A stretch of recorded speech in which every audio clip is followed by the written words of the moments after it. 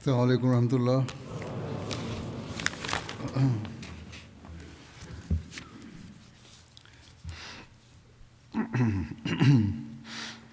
أشهد أن لا إله إلا الله وحده لا شريك له وأشهد أن محمدا عبده ورسوله أما بعد فأعوذ بالله من الشيطان الرجيم بسم الله الرحمن الرحيم الحمد لله رب العالمين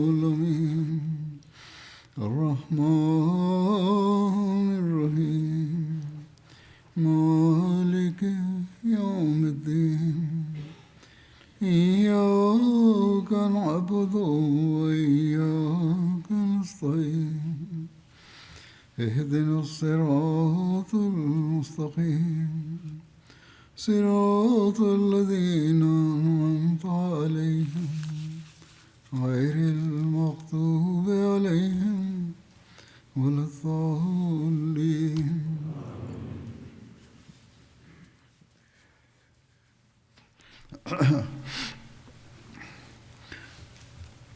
غزوہ تبوک کا آج کا ذکر ہو رہا ہے. J'évoquais l'expédition de Tabouk. Le saint prophète Mohammed sallallahu alayhi wa sallam partit pour cette expédition. L'histoire nous en apprend davantage à ce sujet. Après le départ de l'armée islamique pour Tabouk, le saint prophète Mohammed sallallahu alayhi wa sallam fit sa première halte à Dhu Khushub.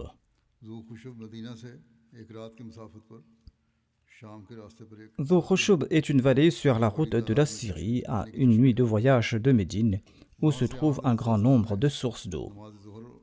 De là, le saint prophète Mohammed lui a commencé à accomplir les prières de Dhuhr et d'Asr combinées. Au cours de ce voyage, il a constamment accompli les prières de Dhuhr et d'Asr ainsi que celles de Maghrib et d'Isha combinées. On ne dispose pas de détails complets sur les lieux où le saint prophète Mohammed lui a fait halte durant ce voyage. Certains de ces lieux sont simplement listés par leur nom. Si l'occasion se présente, ils seront également décrits plus tard, Inch'Allah.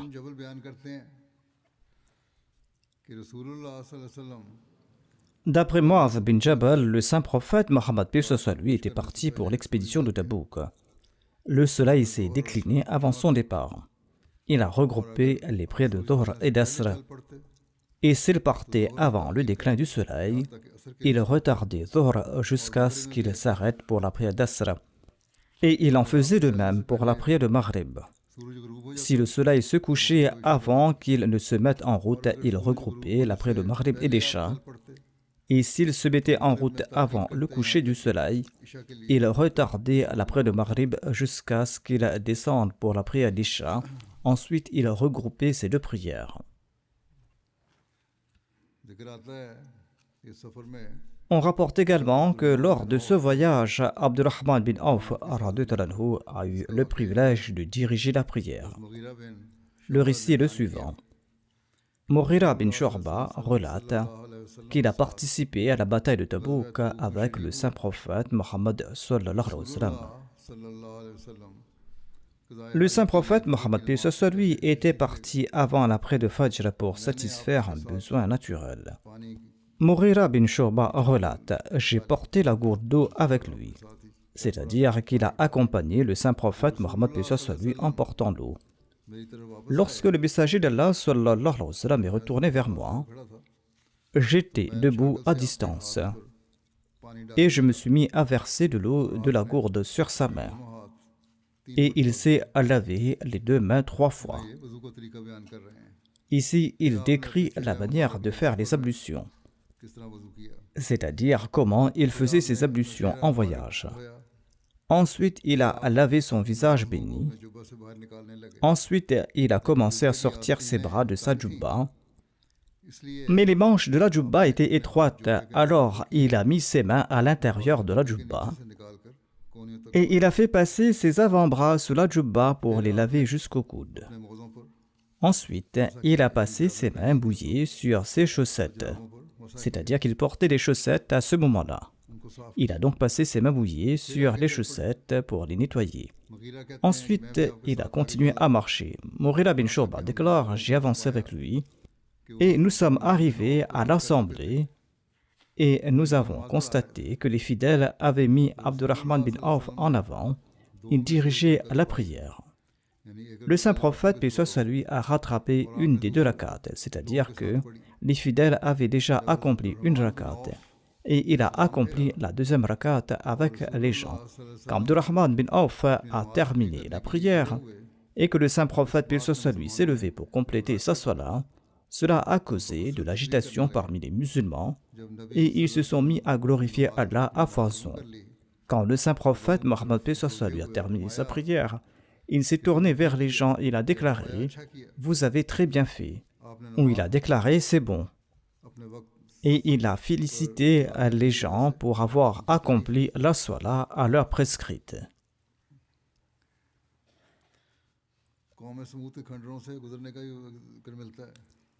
On trouve aussi le fait que le saint prophète, paix soit sur lui, est passé par les ruines du peuple de Thamud.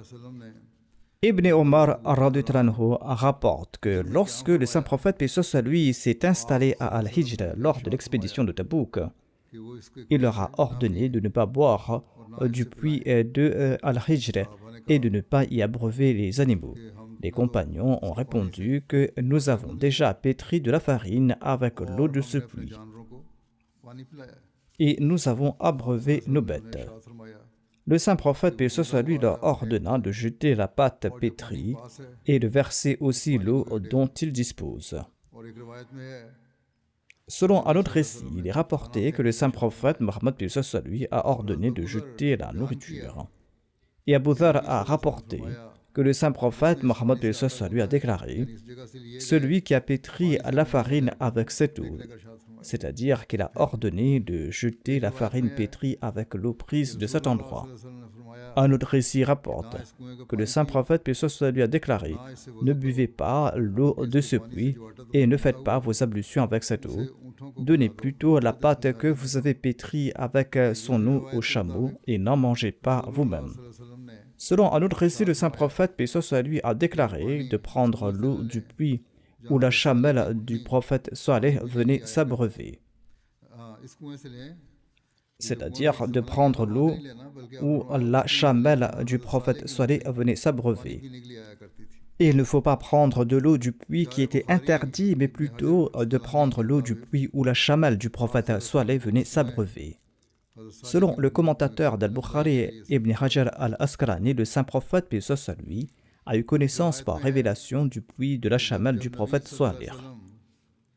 Selon un récit, lorsque le saint prophète, paix soit sur lui, est passé par Al-Hijr, il a déclaré: n'entrez pas dans les habitations de ceux qui ont commis l'injustice, à moins que vous ne pleuriez.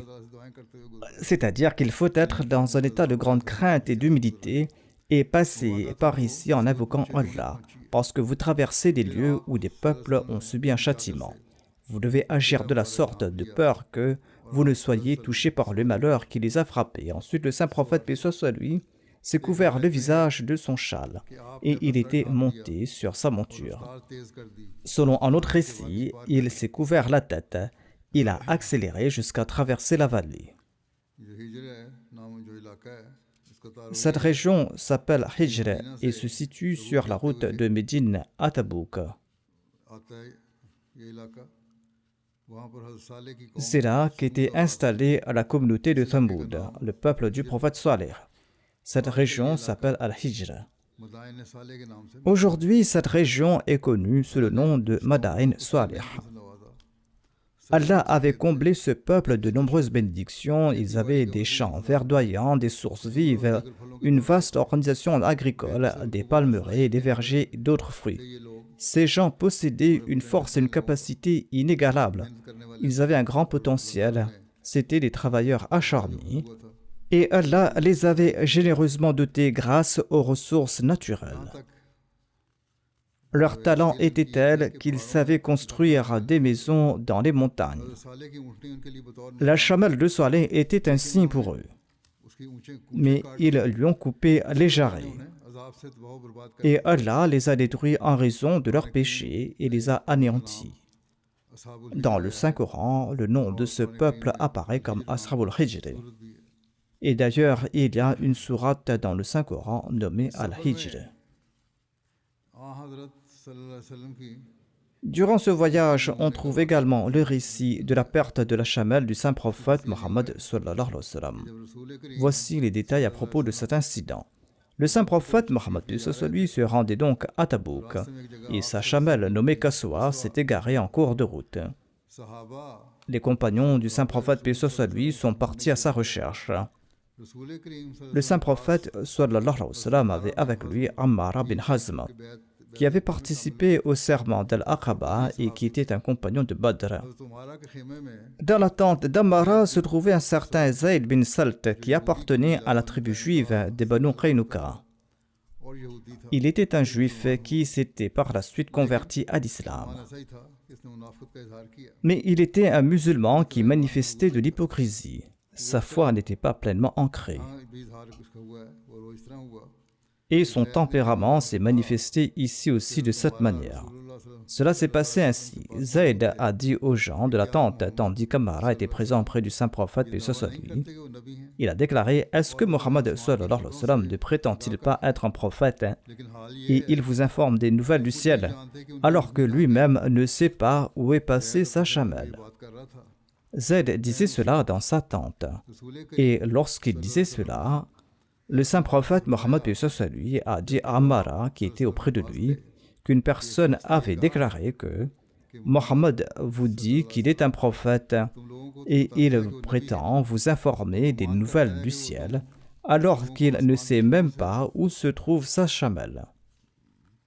Le saint prophète Mohammed a ajouté: par Dieu, je ne sais rien d'autre que ce qu'Allah m'a enseigné, c'est-à-dire que je ne connais pas l'invisible. Je ne transmets que ce qu'Allah m'a enseigné. Et Allah m'a assurément informé au sujet de la chamelle, qu'elle se trouve dans telle ou telle vallée. Et par la suite, le saint prophète, paix soit lui, a désigné une gorge où se trouvait la chamelle. Ainsi donc, Allah a entendu la parole de cet hypocrite et il a manifesté immédiatement sa jalousie. Il a révélé cela par une vision ou par inspiration. Il a révélé au saint prophète où se trouvait cette chamelle. Le saint prophète a dit que sa bride est accrochée à un arbre, alors partez et rapportez-moi la chamelle. Les compagnons sont partis et l'ont trouvée. Ensuite, Ammara est parti dans sa tente. Il a déclaré: par Dieu, il s'est passé quelque chose d'étrange aujourd'hui. Le messager d'Allah sallallahu alayhi wa sallam venait de nous parler d'une personne, une information qu'Allah lui avait révélée. Quelqu'un de la tente d'Ammara a déclaré: par Allah, ce que vous venez de dire qu'Allah a révélé au saint prophète Mohammed, paix soit sur lui, c'est exactement ce que Zayd disait avant votre arrivée.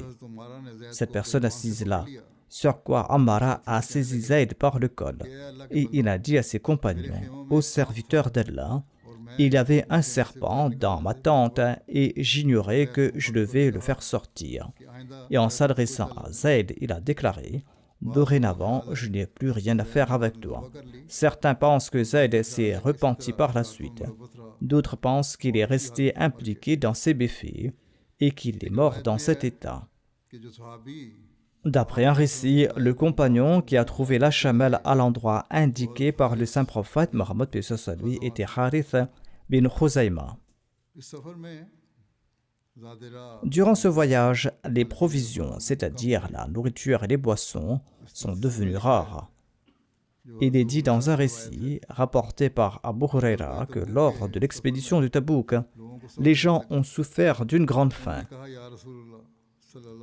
Ils ont déclaré au messager d'Allah sallallahu alayhi wa sallam: si vous nous le permettez, eh bien nous allons abattre nos chameaux porteurs d'eau et nous allons les consommer et nous allons utiliser leur graisse. Le saint prophète a répondu: faites-le, parce que la situation était en effet déplorable en raison de la faim.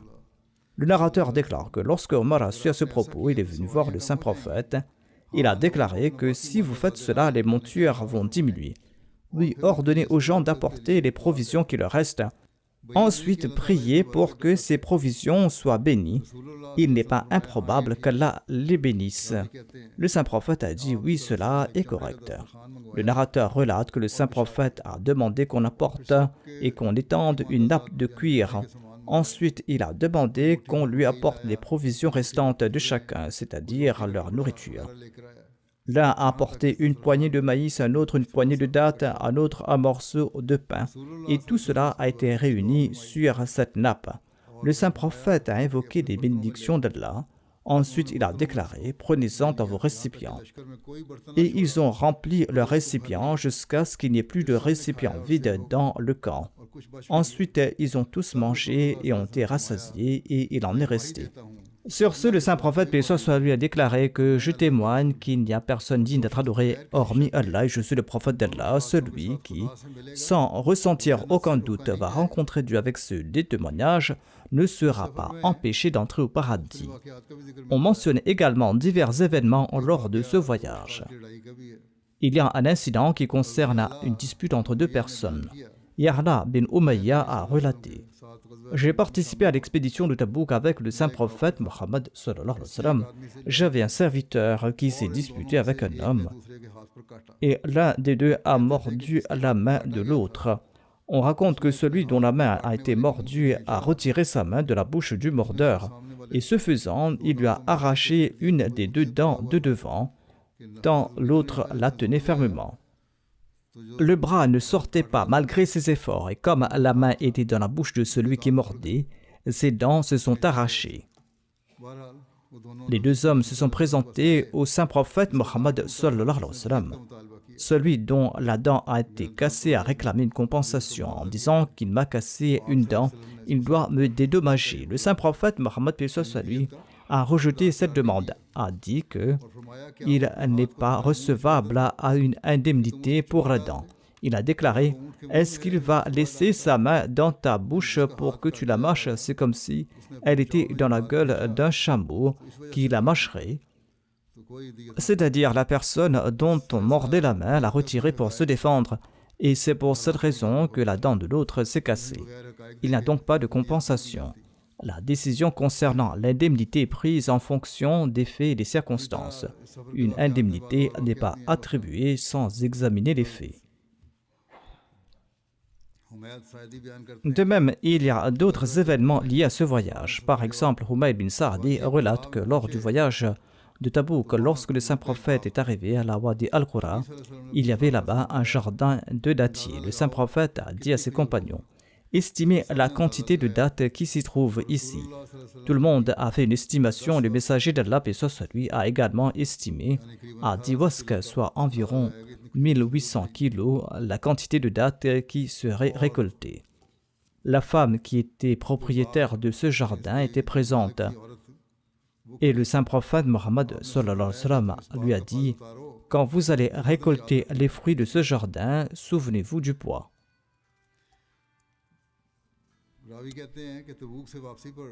Le narrateur rapporte que sur le chemin du retour de Tabouk, lorsque nous sommes arrivés près de ce jardin, le saint prophète a demandé à la femme quelle quantité de fruits a été récoltée. Et elle a répondu exactement ce que le saint prophète Mohammed lui avait estimé, c'est-à-dire 10 wasaq. De même, le narrateur rapporte que lorsque nous sommes arrivés à Tabouk, l'envoyé d'Allah lui a déclaré: soyez vigilants, un vent violent va souffler cette nuit et personne ne doit rester debout. Et celui qui a un chameau doit aussi lui attacher les genoux. Et si quelqu'un doit sortir pour une nécessité, qu'il n'aille pas tout seul, mais deux personnes doivent sortir ensemble. Il semble que le saint prophète Mohammed lui était au courant qu'une tempête allait souffler, ou il se peut qu'Allah lui avait révélé cela. Les compagnons ont raconté que conformément à ses instructions, nous avons attaché le chameau. Et cette nuit-là, une violente tempête de vent s'est levée. Un homme était debout quand la tempête l'a emporté vers les montagnes de la tribu Taï. Selon un autre récit, deux hommes des Banu Saïda n'ont pas suivi cette directive. Il y avait un homme seul qui est sorti pour satisfaire ses besoins. Un autre était parti seul à la recherche de son chameau. Celui qui était parti faire ses besoins a contracté la diphtérie, qui est une maladie de la gorge. Et celui qui était parti à la recherche du chameau, eh bien, un vent violent l'a emporté et l'a jeté sur les montagnes de Taï. Le saint prophète Mohammed lui en a été informé. Il a dit « Est-ce que je n'avais pas interdit de sortir sans être accompagné ?» Il a prié pour celui d'entre eux qui était tombé malade et il s'est rétabli. Et l'autre qui avait chuté dans les montagnes de Taï a été rapporté au saint prophète Mohammed lui à Médine par la tribu Taï elle-même plus tard. Selon un récit, après la tempête, quand les gens se sont réveillés le matin, il n'y avait plus d'eau. Ils se sont plaints au saint prophète Mohammed lui. Le saint prophète lui a fait une prière et Allah a envoyé un nuage qui a déversé une pluie abondante sur eux, au point qu'ils ont rempli leurs outres et ils ont satisfait leurs besoins. On rapporte un autre événement miraculeux de la pluie durant l'expédition de Tabouk, en réponse à la prière du saint prophète Mohammed sallallahu alayhi wa sallam. Ibn Abbas rapporte que on a demandé à Omar bin al-Khattab qu'Allah soit satisfait de lui de nous relater quelque chose au sujet de l'expédition de Tabouk.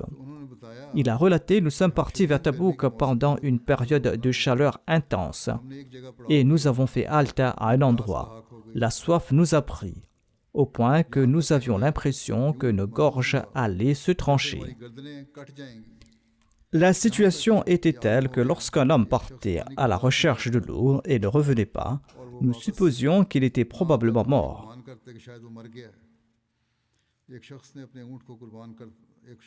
Un homme sacrifiait son chameau puis pressait l'eau de son estomac pour la boire. Et il gardait le reste à l'intérieur.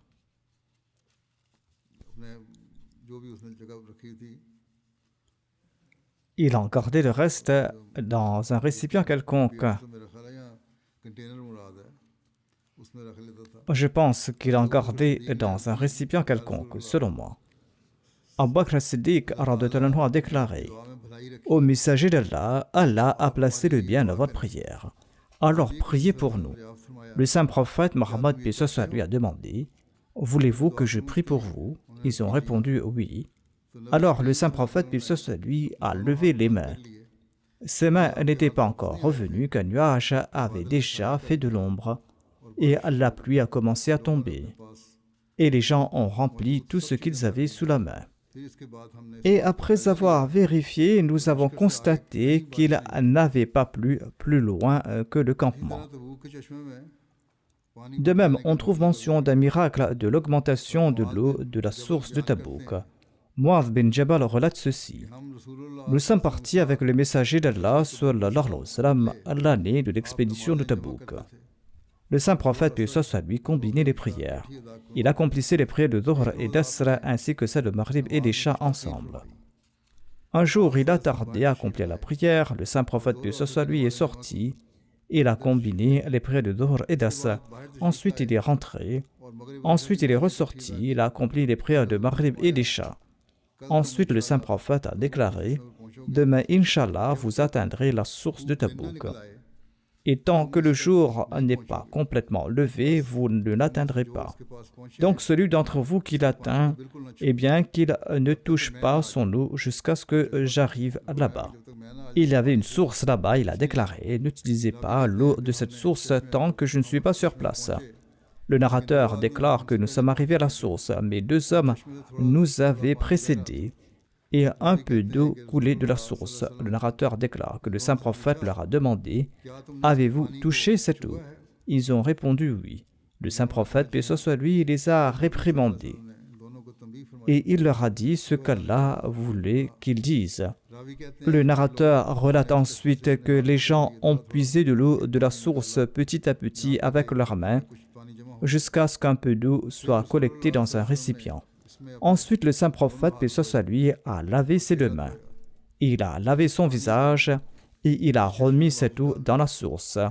Et la source s'est mise à couler abondamment au point que les gens ont pu apaiser leur soif à satiété. Ensuite, le saint prophète Mohammed paix soit lui s'est adressé à Mu'adh en disant: Ô Mu'adh, si tu vis longtemps, tu verras cet endroit se remplir de jardins. Mohammed bin Abdullah Abul Baqi Zarqani a écrit en expliquant ce hadith que c'était une nouvelle de l'invisible qui s'est réalisée. Et le saint prophète paix soit lui a mentionné Mu'adh bin Jabal en particulier. C'était également une nouvelle de l'invisible, car il était divinement décrété que Mu'adh vienne plus tard dans cette région, c'est-à-dire en Syrie. Et c'est là qu'il est décédé. Il semble que le saint prophète Mohammed paix soit lui ait su par révélation que Mu'adh verrait cet endroit, et cette vallée deviendra un ensemble d'arbres et de jardins. Ibn Wadah, c'est-à-dire Abu Abdullah Mohammed bin Wadah, dont la durée de vie est de l'an 1099 après l'Hégire à 287 après l'Hégire, était un célèbre muhaddith de l'Andalousie. Il a déclaré que j'ai vu cet endroit autour de cette source. La verdure et la luxuriante végétation des arbres étaient telles qu'on aurait dit que cela allait durer jusqu'au jour du jugement dernier, et telle était la prophétie du saint prophète Mohammed sallallahu alayhi wa sallam. L'atlas de la sira du saint prophète Mohammed paix soit lui donne plus de détails sur cette source de Tabouk, indiquant que le chef du département de la charia de Tabouk, Cheikh Saleh, a déclaré que cette source avait jailli continuellement pendant 1400 ans jusqu'à il y a 2 ans. Plus tard, des puits tubulaires ont été creusés dans ces basses terres, et l'eau de la source s'est alors dirigée vers ces puits tubulaires. Après avoir été divisée entre environ 25 puits tubulaires, cette source est maintenant asséchée. Ensuite, Cheikh Saleh nous a également emmenés vers un autre tube de forage. Là, nous avons vu qu'un tuyau de 4 pouces était installé et sans aucune machine, l'eau en sortait avec force. On nous a rapporté une situation similaire pour d'autres puits tubulaires. Tout cela était une bénédiction du miracle du saint prophète paix soit lui, qu'il y a aujourd'hui tant d'eau à Tabouk. Nous n'avons jamais vu tant d'eau ailleurs qu'à Médine et à Khaybar. En réalité, l'eau Tabouk est encore plus abondante qu'en ces deux endroits. Grâce à cette eau, des jardins sont maintenant plantés partout à Tabouk. Et conformément à la prophétie du saint prophète Mohammed paix soit lui, la région de Tabouk est remplie de jardins et ne cesse de se remplir jour après jour. On trouve également mention de la responsabilité de la garde lors de l'expédition de Tabouk. Lors de l'expédition de Tabouk, le saint prophète Mohammed paix soit lui a désigné Abbad bin Bishr pour la protection spéciale. Il patrouillait avec ses compagnons autour de l'armée. Un jour, il s'est présenté au saint prophète Mohammed paix soit lui et a déclaré au messager d'Allah: Nous entendons le son du takbir derrière nous jusqu'au matin. Avez-vous ordonné à d'autres de patrouiller pour assurer la protection? Le saint prophète a dit qu'il ne l'avait pas fait, mais peut-être que certains musulmans le faisaient volontairement. Sulkan bin Salama était celui à qui on n'avait pas confié cette tâche, mais il accomplissait cette tâche par lui-même, par amour pour le saint prophète Mohammed paix soit lui. Il a déclaré au messager d'Allah sallallahu alayhi wa sallam: Je sors avec mes 10 cavaliers musulmans et j'assure la protection de ceux qui sont de service. Sur ce, le saint prophète Mohammed paix soit lui a fait cette prière: Qu'Allah protège ceux qui assurent la protection de ceux qui protègent sur la voie d'Allah, le gracieux, le miséricordieux. Pour chaque âme ou animal que tu as protégé, que ce soit parmi les gens ou parmi les animaux, tu recevras une kira de récompense. Une kira est l'équivalent d'environ 2 grammes d'or.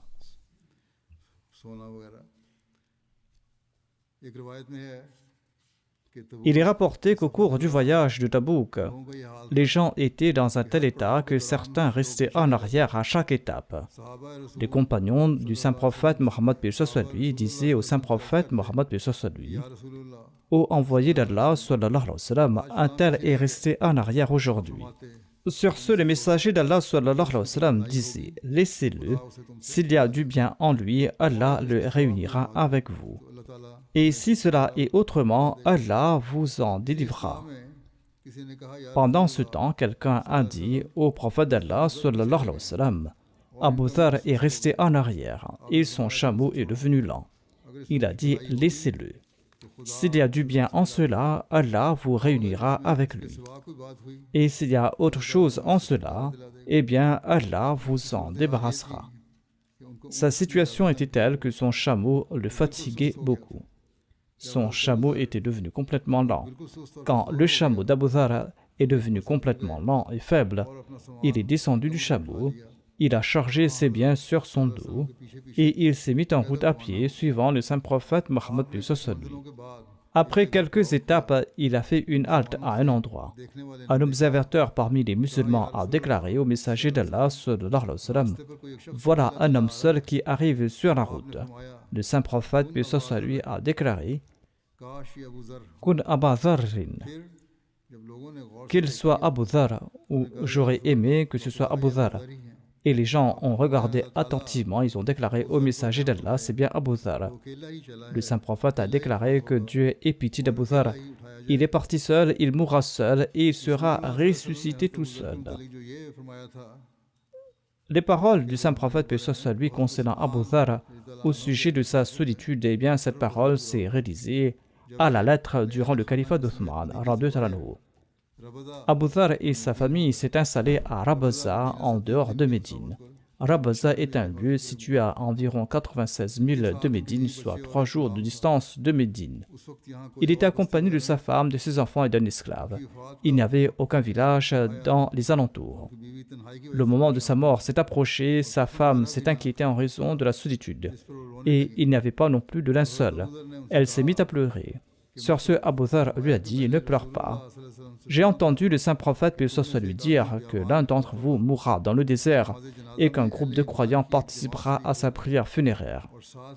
Et en même temps, il a dit à sa femme que lorsque le saint prophète, paix soit sur lui, prononçait ces paroles, eh bien, toutes les personnes qui étaient présentes à ce moment-là étaient déjà décédées et personne n'est mort seul dans le désert.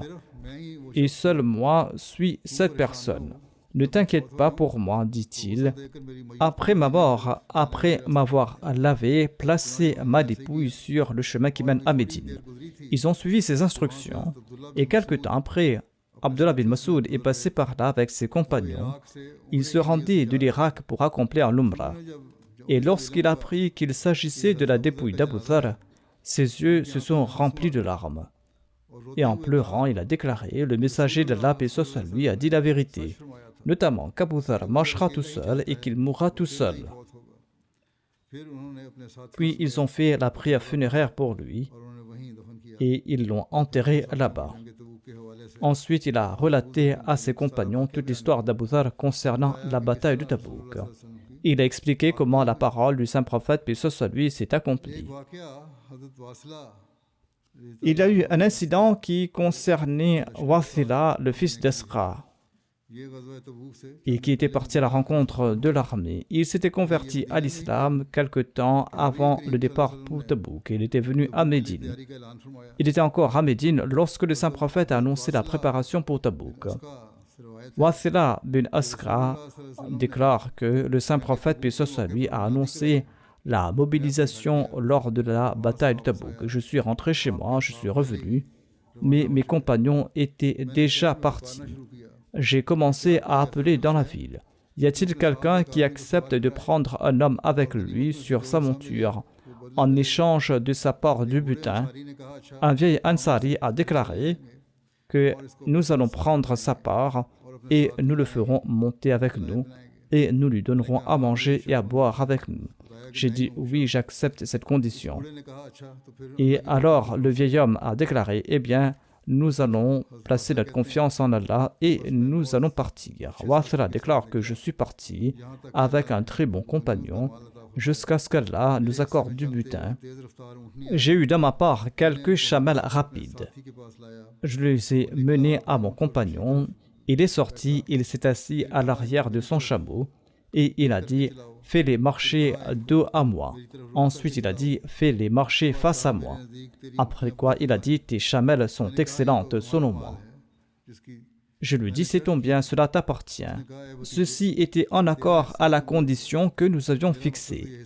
Il a dit, mon neveu, c'est ta part, garde-la. Mon but n'était pas de prendre cette part. En tout cas, grâce à cette excuse, il a participé à la bataille. Il y a aussi le récit de l'adhésion d'Abu Khaythama à l'armée. Abu Khaythama était également l'un des compagnons qui était resté en arrière après le départ de l'armée. On dirait qu'il n'était pas à Médine durant ces jours. Quelques jours après le départ du saint prophète Mohammed lui, Abu Khaythama est arrivé chez lui à Médine par une journée très chaude. Il a vu que ses deux épouses avaient arrosé leur hutte dans le jardin et avaient préparé de l'eau fraîche pour lui ainsi que de la nourriture.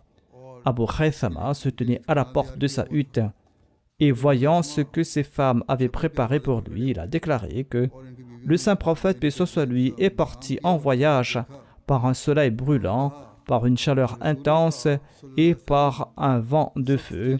Et Abu Khaythama, quant à lui, est assis à l'ombre fraîche avec de bons repas, de belles femmes et son bétail. Ceci n'est pas juste. Ensuite, il a déclaré par Allah, je m'approcherai d'aucune d'entre vous tant que je n'aurai pas rejoint le messager d'Allah sallallahu alayhi wa sallam. Alors préparez-moi toutes les deux mon équipement de voyage. Et elles s'exécutèrent. Ensuite, Abu Khaythama est monté sur son chameau. Il s'est mis en route derrière le saint prophète Mohammed sallallahu alayhi wa sallam. Un après-midi, dans une chaleur intense et par un vent brûlant, le saint prophète Mohammed lui a aperçu un cavalier arrivé de loin dans le désert. Selon le récit d'Ibn Hisham, le saint prophète Mohammed lui était déjà arrivé à Tabouk. Il a déclaré si seulement c'était Abu Khaythama. Et quand il s'est approché, les compagnons ont déclaré au messager d'Allah, c'est bien Abu Khaythama al-Ansari. Il a fait s'asseoir son chameau et s'est présenté au saint prophète Mohammed lui et il lui a adressé ses salutations. Le saint prophète lui a demandé « Ô Abu Khaythama, pourquoi es-tu resté en arrière ?» Ainsi donc il a relaté l'histoire au saint prophète lui et sur ce, le saint prophète lui a prié pour son bien. Hadrat Muslim Maud a également mentionné cet événement. Il déclare, il est écrit que lorsque le saint prophète lui est parti pour Tabouk, certains compagnons sont restés en arrière. Parmi eux, il y avait Abu Khaythama. C'était quelqu'un de très pieux. Il n'avait pas l'intention de rester en arrière. Mais lorsqu'on a ordonné de partir pour la bataille, il n'était pas chez lui. Et quand il est rentré chez lui, il a vu que sa femme l'attendait, comme si elle voulait parler avec lui. Il a ignoré le désir de sa femme et lui a demandé si le saint prophète, paix soit lui, était parti. Sa femme lui a dit de s'asseoir un moment. Il a répondu que le saint prophète, paix soit lui, était parti pour la bataille et que lui, est-ce qu'il allait se reposer à la maison? Abu Khaythama ne peut pas endurer cela. Et il est sorti immédiatement, il a préparé son cheval et il l'a monté et il a pris le chemin. Ici, Hadrat Muslim Maud a mentionné un cheval, alors que dans certains récits, on trouve mention d'un chameau, ou bien la mention du cheval est une erreur. Quoi qu'il en soit, il est possible que les deux récits se concordent. Quoi qu'il en soit, il s'agissait d'une monture qu'il a utilisée pour se mettre en route. Ainsi donc, il a emprunté le chemin emprunté par le saint prophète, paix soit lui. Après un long voyage, Abu Khaythama a rejoint le saint prophète, paix soit lui, après avoir parcouru de nombreuses étapes. Lorsqu'il s'approchait de l'armée, certains compagnons ont vu de la poussière s'élever au loin. Ils ont demandé qui arrivait. À ce moment-là, le saint prophète a déclaré « Kun Aba Khaythama » qu'il soit Abu Khaythama. Or, cette phrase ne peut signifier que quiconque arrive, qu'il se transforme en Abu Khaythama.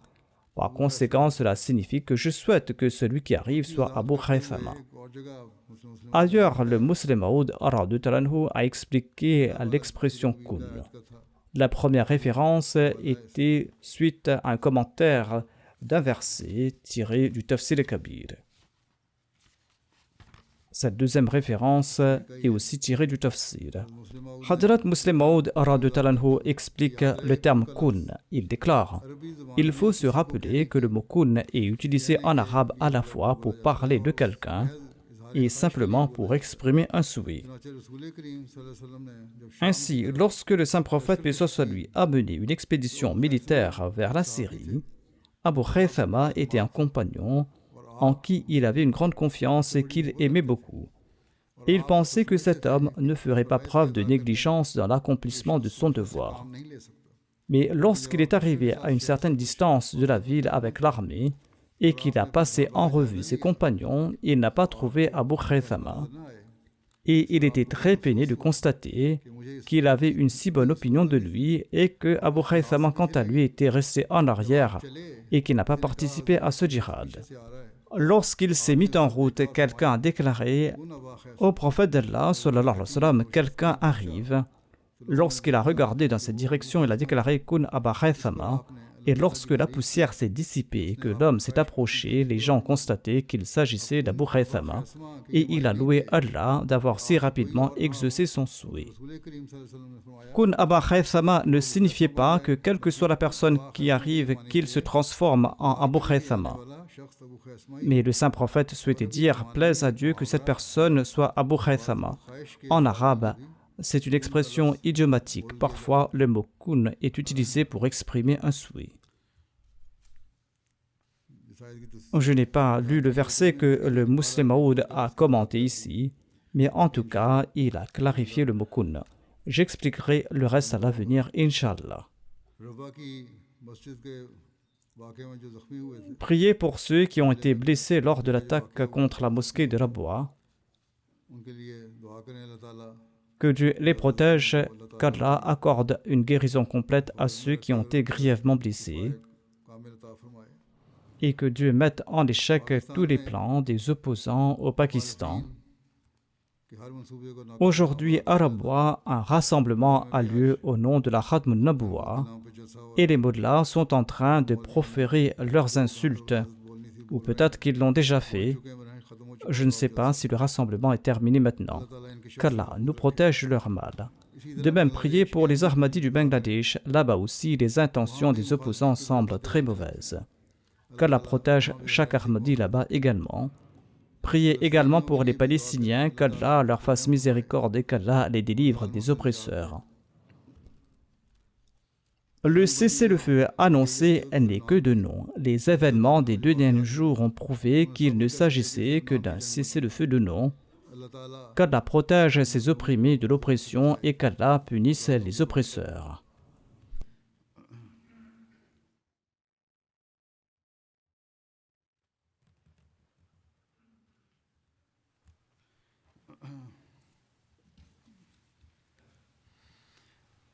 Alhamdulillah,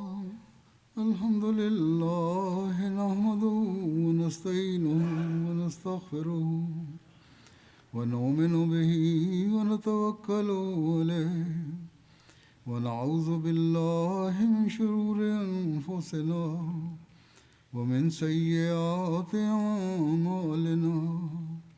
Man yahdihillahu fala mudilla lahu ومن يضلل فلا هادي له ونشهد أن لا إله إلا الله ونشهد أن محمدا عبده ورسوله عباد الله رحمكم الله إن